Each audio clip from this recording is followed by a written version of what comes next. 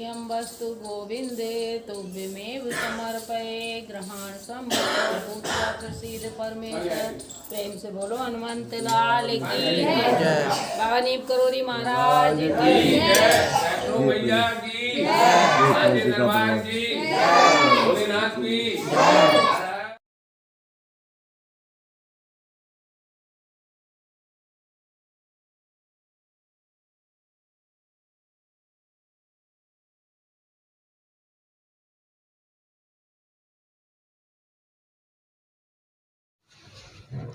वक्रतुंड महाकाय कोटिसूर्य समप्रभः निर्विघ्नं कुरु मे देव सर्वकार्येषु सर्वदा। गजाननं भूत गणाधिसेवितं कपित्थजम्बू फलचारुभक्षणम् उमासुतं शोक विनाशकारकम् नमामि विघ्नेश्वर पादपंकजम्। प्रेम से बोलिए गणेश भगवान की जय। ओम श्री परमात्मने नमः।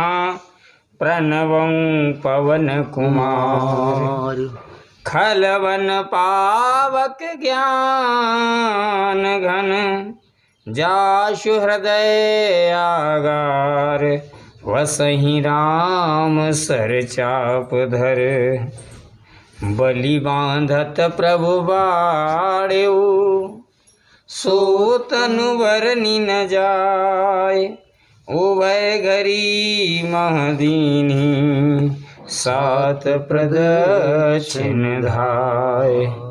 मंगल भवन अमंगल हारी द्रवो सुदशरथ अजिर बिहारी महावीर बिन भव हनुमाना राम जास जस आप बखाना अबरल भगत बिरत सतसंगा चरण सरोरोह प्रीत अभंगा अंगद कहि जाऊं मैं पारा जी संशय कछु फिरती वारा जामवंत कह तुम सब लायक पठे किम सब ही कर नायक पवन तनय बल पवन समाना बुद्ध विवेक विज्ञान निधाना। कारी चुपत सुन हनुमाना का चुप साधिर बलवाना पवन तनय बल पवन समाना बुद्धि विवेक विज्ञान निधाना। कवन सुकाज कठिन जग माही जो नहीं होए तात तुम पाई। राम काज लग तब अवतारा सुनते भयउ पर्वताकारा कनक बरन तन तेज बिराजा मानो अपर गिरन कर राजा। सिंहनाद कर बारही बारा लीलई नागं जल निधि खारा सहद सहाय रावण मारी आन्यु यहाँ त्रकूट उपारी जामवंत मैं पूछूं तो ही उचित सिखावन दीजऊ मोही। जितना करहु तात तुम जाई सीते देख कहु सुध आई तब निज भुज बल राजीव नैना कौतिक लागी संग कप सेना कपि सेन संग संगारि निश्चर राम सीतयानी हैं त्रैलोक पावन सुजस सुर मुन नारदादि वखाने हैं जो सुनत गावत कहत समुझत परम पद नर पावई रघुवीर पद पाथोज मधुकर दास तुलसी गावई। भव भेषज रघुनाथ जसो सुनहि जे नर अरुणारि तिन कर सकल मनोरथ सिद्ध करई त्रसिरार। नीलोत्पल तन श्याम काम कोटि शोभा अधिक सुनिय तास गुण ग्राम जासु नाम यग खग बदिक मंगल भवन अमंगल हारी द्रवौ सुदशरथ अजिर बिहारी महावीर बिन बहु हनुमाना राम जास जस आप बखाना अविरल भगत बिरति सतसंगा चरण सरोरो प्रीति अभंगा शांतं शाश्वतं प्रमेहमनघं निर्वाण शांति प्रदम ब्रह्मा शंभु फणीन्द्र सेव्य मनिषं वेदांत वेद्यं विभुं रामाख्यं जगदीश्वरं सुरगुरुं माया मनुष्यं हरिं वन्देऽहं करुणाकरं रघुवरं भूपालचूडामणिं नान्या स्पृहा रघुपते हृदयस्मदीये सत्यं वदामि चा भवान् खिलान्त्रात्मा भक्तिं प्रच्छ रघुपुण्यं निर्वरामं मे कामादिदोष रहितं कुर्मानिशं चा अतुलित बलधामं हेम शैलावदेहं धनुजबन कृशानुं ज्ञानिनामग्रगण्यम् सकल गुण निधानं वानराणामधीशं रघुपति प्रियभक्तं वातजातं नमामि जाम्बवंत के बचन सुहाए सुनि हनुमंत हृदय अति भाए तब लग मोह पर खेऊ तुम भाई सह दुख कंद मूल फल खाई जब लग आबो सीतय देखी होय काज मोय हर्ष बिसेखी एक नाई सबन कौ माथा चले हर्ष ही धरि रघुनाथा सिंधु तीर एक भूधर सुंदर कौतुक कूद चढ़े उताऊ पर बार बार रघुवीर सवारी तर के उपवन तनय बल भारी जय गिर चरण दे हनुमंता चले सुगा पाताल तुरंता जिम अमोघ रघुपति करबाना एही भांति चले हनुमाना जलनिध रघुपति दूत बिचारी तै मैं ना कहूँ श्रमहारी हनुमान ते परसा कर पुण्य कीन प्रणाम राम काज कीने बिनु मोए कहाँ विश्राम मंगल भवन अमंगल हारी द्रवौ सुदशरथ अजिर बिहारी जात पवन सुत देवन देखा जानई कहूँ बल बोधि विशेखा सुरसा नाम अहने कै माता पठियन आए कही तेई बाता आज सुरन मोए दीन आहारा सुनत बचन कहे पवन कुमारा राम काजू कर फिर मैं आवो सीता कै सुध प्रभहि सुनावो तब तब बदन पैठे आई सत्य कहूँ मोहे जान दे माई कब नेहु जतन दे नहीं जाना ग्रससि न मोहि कयऊ हनुमाना जो जन भरते ही बदन पसारा कपितनु कीन दुगुन विस्तारा सो रही जो जन मुख तेई ठयऊ। तुरत पवन सुत बते सभयऊ। जस जस सुरसा बदन बढ़ावा, ताशु दून कपि रूप दिखावा। सती जो जन तेहि आनन कीना, अति लघु रूप पवन सुत लीना। बदन पैठे पुनि बाहर आवा, मांगा विदाता ही सिरुनावा। कि मोय सुरन जय लागे पठावा, बुद्धि बल मरमु तोर मैं पावा। राम काज सब करिहऊँ, तुम बल बोध निधान। आशीष दे गई सो हर्ष चलो हनुमान। मंगल भवन अमंगल हारी, द्रवहु सो दशरथ अजिर बिहारी। महावीर बिन बहु हनुमाना, राम जास जस आप बखाना। निश्चर एक सिंधु में रही, कर माया नभो के खग गए। जीव जंतु जय गगन उड़ाही, जल बिलोक तिन के परछाई।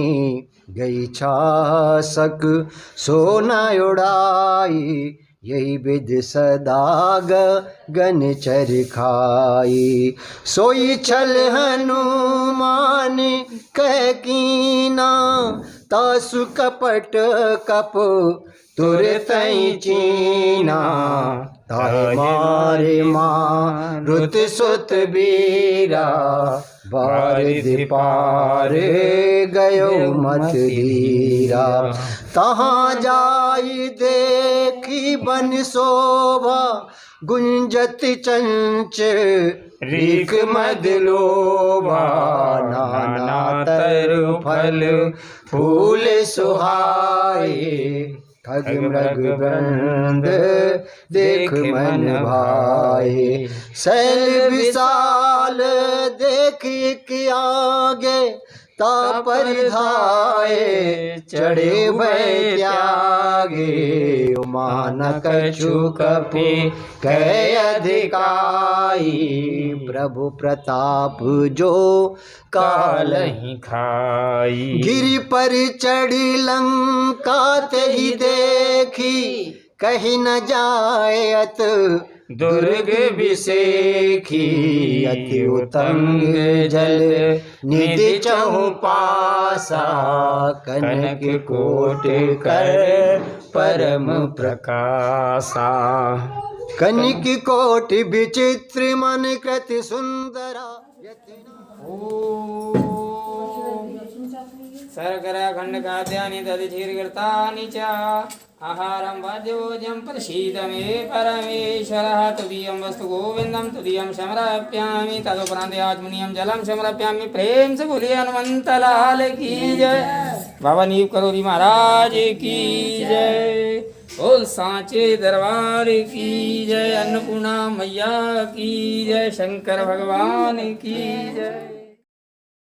सभी लोगों को प्रसन्नता प्रदान करने के अलावा भी बाबा जी की डांट और कूटोक्तियों के पीछे दूसरा उद्देश्य भी होता था। लोग इसके अभ्यस्त हो चुके थे और उनकी बातों को जीवन की एक रास्ता समाप्त करने के एक उपाय के रूप में मानते थे। एकाएक इसमें अधिकता आने के कारण समझ में नहीं आता था। कैंची के अंतिम दिनों में उन्होंने इन कूटोक्तियों को बहुधा बिना भेदभाव प्रयोग करना आरंभ कर दिया। इनका प्रयोग किसी के लिए भी कभी भी नहीं हो सकता था। के साथ बैठने पर भी वे किसी को नहीं छोड़ते थे। बाबा जी इन वाक्य बाणों का प्रयोग अपनी ओर से ध्यान हटाने के लिए दूसरे लोगों को जानने और उनके कार्यों में रुचि लेना बंद कर किसी को इस बात का आदेश आना चाहिए हाँ उनके थे और क्या होने वाला, ये किसी को उनके बारे में जानकारी न रहे, ये कैसे किया जा सकता था। ये तो बुद्धिमान माताओं के कार्यों से सीखा जा सकता, जो वे अपने चंचल बालकों के प्रति करती। वे अपना काम करने के साथ साथ बालकों को भी संभालती हैं। बच्चों को वे नए खिलौने खेलने के लिए देती जाती हैं, जिससे बालक उससे खेलने में ही लगा रहे और उनकी ओर देखे भी नहीं। बाबा जी अंतर्मुख हो चुके थे। जीवन उनके लिए छाया नाट्य सा हो गया था कि अब किसी वस्तु में अथवा व्यक्ति में रुचि नहीं रह गई थी। का शरीर भी था और क्रियाशील भी था, किंतु सभी कार्य व्यवस्था बस किए जा रहे थे, जिससे लोगों को इस प्रकार का संदेह न हो और लोगों का ध्यान दूसरी ओर उन्हीं में लगा रहे। एक दिन बाबा जी 5 भक्तों से घिरे सवेरे बैठे हुए थे। आश्रम में रह रही एक पश्चिमी महिला आई और कोने वृद्ध थी और बाबा जी के पश्चिमी भक्तों में थी। बाबा जी के पास पहले आ चुकी थी। बातें हिंदी में चल रही थी। यद्यपि वे कुछ समझ नहीं पा रही थी, फिर भी उनका ध्यान बाबा जी की ओर था। कदाचित बाबा जी को ये पसंद नहीं था। बाबा जी के बारे में अनेक प्रश्न मुझसे करने लगी। फिर बाबा जी ने मुझसे उनकी आयु पता लगाने को कहा। मैंने कहा कि ऐसा करना उचित नहीं होगा, क्योंकि यह शिष्टाचार के विरुद्ध है और फिर उनकी आयु जानकर क्या करना है। अगले दिन अपराह्न बाबा जी आश्रम के पीछे फव्वारे के सामने बैठे थे। मुख्य द्वार बंद था, इसलिए अब दर्शनार्थी नहीं आ सकते। इस समय में बाबा जी को कोई जल्दी नहीं होती थी, क्योंकि उन्हें आगंतुकों की देखभाल, प्रसाद वितरण अथवा बाहर से आए हुए भक्तों की आवश्यकता की चिंता नहीं करनी पड़ी थी। बाबा जी के साथ बैठकर सभी लोग अपना समय आनंद पूर्वक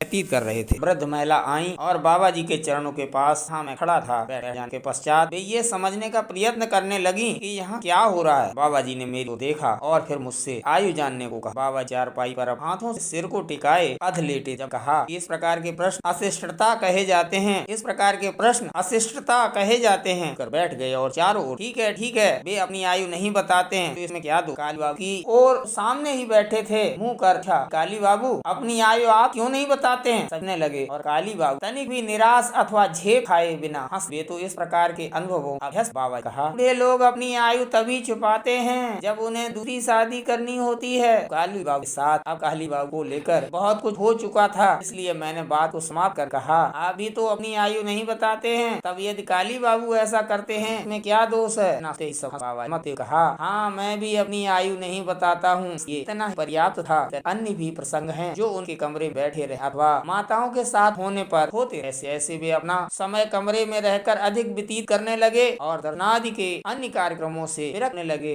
वैसे लोगों के बारे अधिक लोगों की नजरों और प्रश्नों से बचाना पड़ता था। कैंची में हमारा समाप्त हो रहा था। दीदी की गर्मी की छुट्टियां कुछ ही दिनों में समाप्त होने वाली हैं और हम वापस लौट आए। भी आ गई थी। अपना जीवन कैंची आश्रम और वृंदावन में बाबा जी छाया में व्यतीत करने का निश्चय कर दिया। दीदी और उनके संबंधी इस निश्चय पर परेशान। ये लगता था कि जीवन की ये अवस्था नहीं आई थी कि वह अपने परिवार और संबंधियों के प्रति अपने कर्तव्यों को पूर्ण किए बिना धार्मिक संबंधियों ने उन्हें मनाने की कोशिश की, असफल। बाबा तमाम व्यक्तियों से घिरे अपने कमरे में बैठे थे। दीदी ने अपनी समस्या का उल्लेख किया, चाहती थी बाबा उनकी बहन को वापस जाने के लिए राजी करे। बाबा सभी की बातें सुनी और दीदी को संकेत करते कहा, दीदी बहुत समझदार है, वे अपनी बहन को यहाँ छोड़ेंगी, वे उसे हथकड़ी पहनाकर घसीट कर ले जावे, आप इसके परेशान न हो। लोग और देखने लगे। बाबा ने योग्यता संसद ली और पलों में लोगों के बाबा जी के कमरे चले जाए। बात आश्रम हर किसी के पास से ही वापस 1 वर्ष आश्रम के लिए सामग्री बाबा जी के कैंची में निवास की अवधि में ही एकत्र की जाती थी। 1978 में एकत्रीकरण जल्द ही प्रारंभ में करीब समाप्त। विशेष बात यह थी अन्य वर्ष की अपेक्षा इस वर्ष खाद्य सामग्री अधिक मात्रा में एकत्र की। एक ही चीज से ये बात मालूम हो जाएगी कि जलाऊ लकड़ी 17 ट्रक खरीदी गई। सामान्य आवश्यकता से ज्यादा बड़े बड़े कुंदों में इसे टुकड़ों में काटा। लकड़हारे आ गए, किंतु कुछ उसके पास कुल्हाड़े नहीं थे। बाबा जी ने पैसे दिए, उन्हें मैं खरीद कर दे दूं। हल्द्वानी से कुल्हाड़े लाए गए, उन्हें मैंने कमरे की अलमारी पर रख दिया था। वे उन्हें प्रयोग के पहले देखने लगे। जब मैं अगली सुबह बाबा जी के कमरे गया तब माताएं वहाँ बैठी। उन्होंने मुझसे पूछा कुल्हाड़ों का क्या हुआ। मैंने उनसे कहा कि कुल्हाड़ों के प्रयोग के पहले हथे लगाने के लिए बढ़ई को आना था। उन्होंने मुझसे कुल्हाड़े देखने को कहा। उन्होंने एक कुल्हाड़ा घुमा फिरा कर देखा और कहा छे। मुझे देने के बजाय उन्होंने उसको लेकर चारपाई के पास बैठी एक माँ के सिर की ओर इशारा किया। उसे घुमाते हुए कहा तुम बेकार हो, मैं तुमको मार डालूंगा। मैंने उनसे ऐसा न करना लाकर कहा क्यों नहीं क्यों नहीं। मैंने पूछा यदि आप इन्हें मार डालेंगे तो आपको खाना कौन खिलाएगा। बोल पड़े अरे ये तो हमको खिलाती है, ये इतना स्वयं खाती है कि खाते खाते लकड़ी का कुंदा बन गई है, तुम क्या जानो। सभी लोग खिलखिलाकर हंस पड़े। इस प्रसंग से माताएं पूरे दिन काम में लगी रहीं और बाबा जी अपने को उनकी दृष्टि से बचाए रख सके। वे अपना समय कमरे में बिताने लगे, दैनंदिन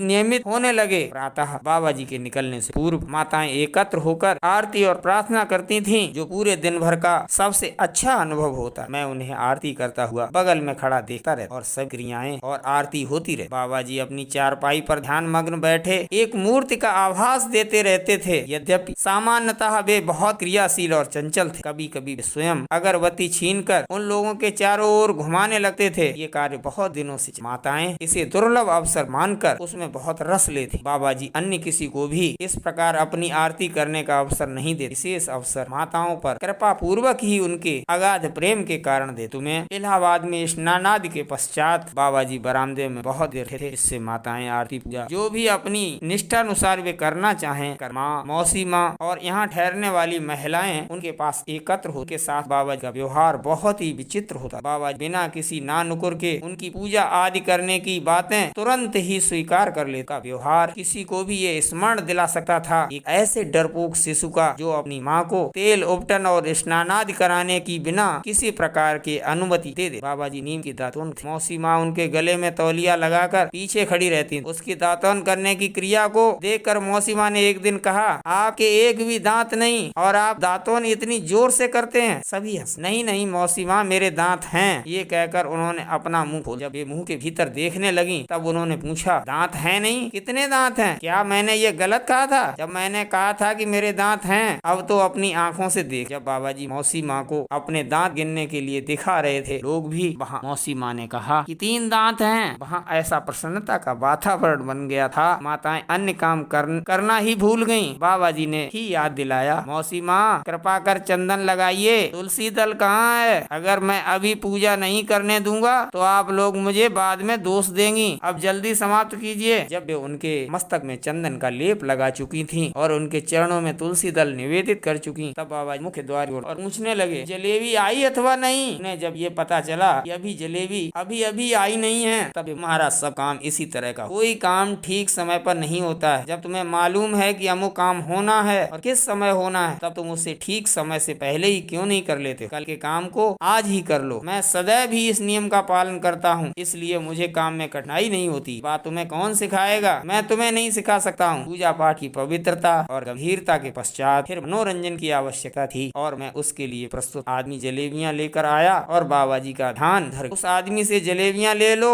और मेरे पास लाओ। लोग जलेबियों की प्रतीक्षा कर रहे थे। उन्हें अपना कार्य करना है। उनका समय जलेबियों के लिए अब नष्ट न करो, मैं वितरित करूंगा। जलेबियाँ बाल्टी भरकर लाई गयी। मैं एक हाथ में जलेबी से भरी बाल्टी लिए और दूसरे हाथ में बाबा जी का हाथ धुलाने के लिए पानी लिए खड़ा हुआ। हाथ से प्रसाद वितरित करते हुए देखने और एक खड़े हुए व्यक्ति के मुंह से जलेबी डालते हुए देखना बड़ा रोमांचक दृश्य। प्रसाद पूरी मुट्ठी में भरकर या न की गिर सब चलता रहा और हरे को उसका पूरा भाग भी। उन्होंने चारों तरफ घूमकर देखा कि कोई बिना प्रसाद पाए रह तो नहीं गया है। उनकी दृष्टि चीथड़ों में लिपटे छोटे से बालक पर गई जो आंगन के एक किनारे उनकी ओर घूरता हुआ देख रहा। उन्होंने आने की बुलाया किंतु बालक आने से डर रहा था। बालक को बुलाकर उनके सामने खड़ा कर दिया। बाबा बाल्टी से एक हाथ से पूरी मुट्ठी में जलेबियां निकाली और दूसरे हाथ से एक एक जलेबियां उसके मुंह में डालने लगे। सभी लोगों की दृष्टि बच्चे के मुंह की ओर धीरे आ रहा और हाथ जो उसे खिला रहा था। सब उत्तेजना और रोमांच समाप्त हो गया। सभी कुछ शांत था। कुछ समय तक चलता। बालक संतुष्ट हो गया और आगे नहीं खा सकता था। तभी बाबा का हाथ उस दृश्य देखने वालों में उसकी माँ भी थी जो दूर खड़ी होकर ये सब चुपचाप देखती। उसे ये सब देखकर आश्चर्य ही नहीं हो रहा था। वह जड़ सी खड़ी गूंगी बन गई थी और बाबा जी ने जब उसे प्रसाद देने के लिए हाथ बढ़ाने को कहा तब वह अपना हाथ भी नहीं बढ़ा सकी। शांत भंग हुई। लोगों का आना जाना और अपने काम में लगना प्रारंभ हुआ। बच्ची कहानी ये थी, उसकी आयु 6 या 7 साल। वह घर में काम करने वाली नौकरानी का लड़का था। बच्चे का व्यवहार सामान्य, उसमें अन्य बालकों की अपेक्षा सहज बुद्धि की कमी थी, इसलिए वह अपने माँ बाप के कार्यों में की सहायता नहीं कर पाता था। माँ बाप गरीब होने के कारण उसके खाने कपड़े पर बहुत कम खर्च कर पाते थे। रोजी कमाने व्यस्त रहे कारण उस देखभाल के लिए,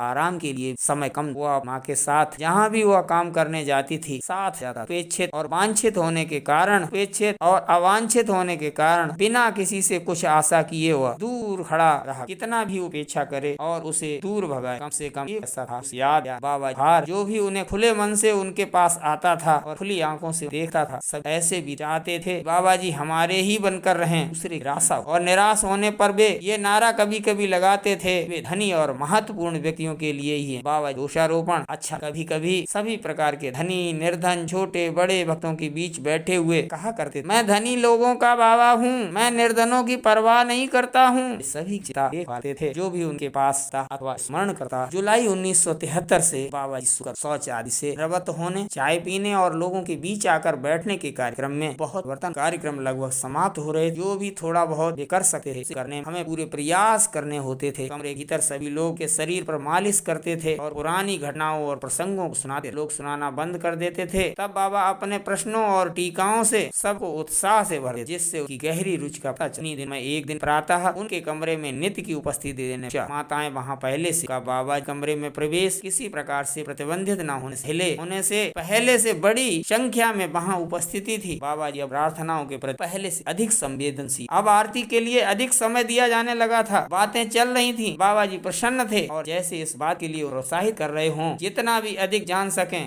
बात ये चल रही थी, किसी ने बताया कि द्रौपदी किस प्रकार प्रसाद के लिए पैसे खर्च करती थी। बाबा बीच में बोलते हुए बताया किस तरह उन्होंने हनुमान मंदिर के निर्माण के लिए धन दिया और जब वे धन स्वीकार नहीं करते थे तब उन्हें बाबा अमेरिका ले जाने के लिए हवाई जहाज किराए पर ले जाने की योजना कैसे उन्होंने प्रस्तावित किया। वे कितना भी इनकार करें, लोग ऐसे बात की प्रशंसा करते थे और उन्हें योजना न छोड़ने की बताया। कुछ लोगों ने तो बाबा जी के साथ जाने के लिए अपने नाम तक को दे दी। और क्या आप विश्वास करेंगे, माताओं तक ने साथ चलने में उत्सुकता दिखाने कहा ये बात सही नहीं और कथन सुनी सुनाई बात पर आधार। वे कैसे इन बातों की चर्चा कर सकते।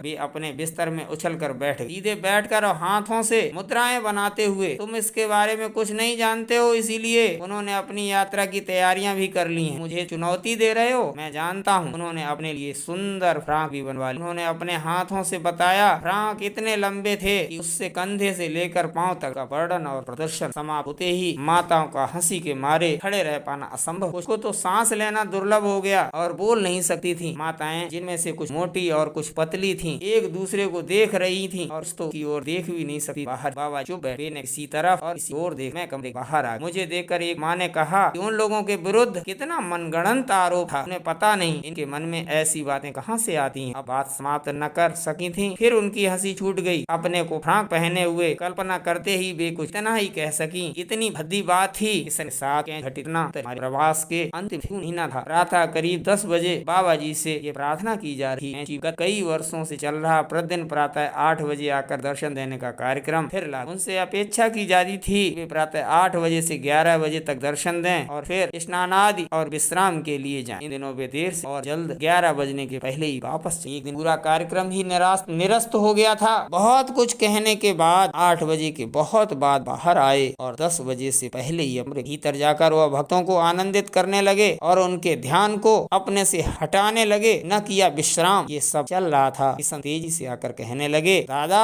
बाबा जी कमरे में बैठे हम लोगों से बातें कर रहे हैं। उनकी बातें उन लोगों को लेकर हैं जो उनकी सेवा में लगे। आपकी हंसी और खिल्ली उड़ाते हुए आपका नाम ले रहे हैं और आपकी कार्य प्रणाली के बारे में बातें कर रहे हैं। उन्होंने कहा कि आप कितने मूर्ख और नासमझ हैं। ऐसे आदमी के साथ रहना कठिन था। उसी समय बाबा जी भी चिल्लाते हुए निकल पड़े, यदि मैं दीदी होता तो इन्हें घर से बाहर कर देता। मेरी समझ में नहीं आता है कि कैसे वो इसे सहन करती है। जैसे किशन ने ये बात बताई वैसे ही हंसी की बाढ़ आ गई सूखी और बंजर धरती पर। और वह भी गर्मी के दिन नदियां सूखकर दुबली हो जाती हैं और उन लोगों को जो उससे लाभान्वित होते रहते हैं को कठिनाइयां झेल। वर्षा के साथ नदियों में बाढ़ और तेजी आ जाती है। विभिन्न स्वार्थों को लेकर नदी के पास आने वालों के काम पूरे हो जाते हैं। प्रत्येक धार्मिक और आध्यात्मिक संस्थान चाहे छोटे हों अथवा बड़े अपने सदस्यों की आवश्यकता को पूरा। लोग कैंची अथवा वृंदावन और अन्य स्थानों को बाबा जी संस्थान कहते हैं, किंतु बाबा जी को स्वयं संस्थान कहना अधिक उपयुक्त होगा। आश्रम तो नदियों के समान हैं जो उनसे निःसृत है। वे अपने आप में कुछ नहीं, जो कुछ भी हैं अपने स्रोत के का। बीमारों की देखभाल जैसे सभी क्रियाकलाप दृश्यमान नदियों के समान हैं। इनसे वही लाभ उठा सकते हैं जो लाभ उठाना चाहते। कुछ नदियां भी अवश्य थीं जिनका प्रयोग अथवा जिनका लाभ कुछ लोग ही ले सकते, जिन्हें अपना घड़ा भरने और भरकर भाग खड़े होने की जल्दी नहीं। अपार जन समूह जो इससे तुरंत लाभ लेने की इच्छा से एकत्र होता था, भीड़ भाड़ से एकदम अलग, अपने आप से दत्तचित्त, अन्य किसी भी बात की ओर से निश्चिंत नदी के जीवन में आने वाला तूफान आप देख सकते। ये नदी कुछ चुने लोगों की ही आवश्यकता, जो उसके किनारे निवास केवल इसीलिए करते हैं क्योंकि उन्हें वहाँ रहना ही चाहिए। सन उस धीरे धीरे यात्रा करने वाली नदी के तट पर बैठ पवन चलने लगे। नदी में लघु तरंगे उठी जिससे नदी यात्रा कुछ बाधित। वह आनंद जो किशन को बाबा जी के कमरे में बैठकर प्राप्त होता रहा वह सामान्यतः अन्य के लिए उपलब्ध नहीं। वे तो उस आनंद का रसास्वादन उन लोगों को कराने बाहर आए जो उस नदी तक पहुंच नहीं सके। किशन हमारे पास बाबा जी के आगमन के शुरुआती दिनों में आए, इसीलिए हम उनकी गणना बाबा जी के पुराने भक्तों में करते हैं। बाबा जी कृपा उन्हें जिस प्रकार प्राप्त हुई, उनके साथ उनकी अभिन्नता, पर्वतीय भक्तों के मध्य उनकी लोकप्रियता के कारण हम उनके निकट आए, किंतु ये निकटता बाबा जी के समाधि लेने के पश्चात समाप्त। किशन का आश्रमों में आना जाना बंद हो गया, लेकिन जब भी वे आश्रम आए तब मैं भी वहाँ नहीं रहता। 1973 में जब मैं ट्रस्ट की सभा में कैंची में था